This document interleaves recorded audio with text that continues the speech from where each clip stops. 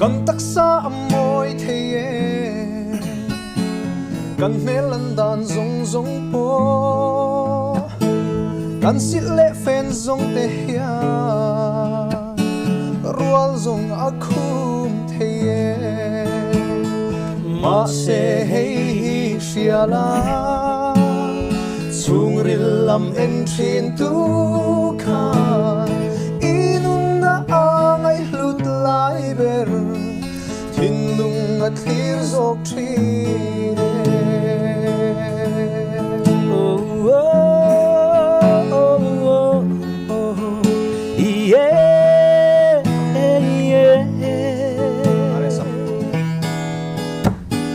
nei ro sum le pai zonga rual pu kan pol phalo the ma se hei don e kharaw ho sa e hei shiala chung rilam men chin tu kha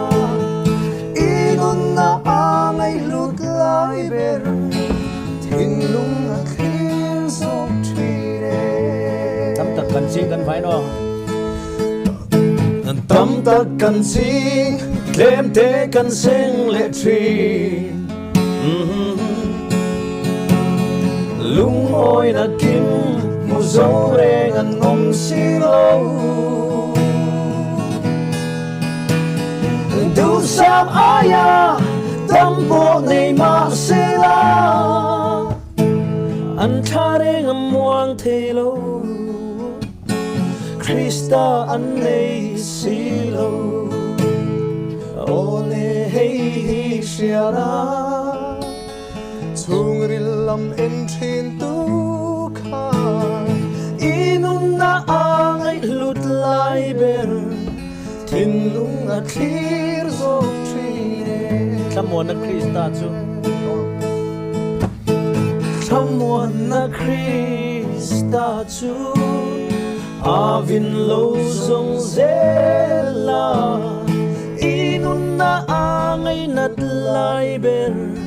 ithin lung khan lan ang che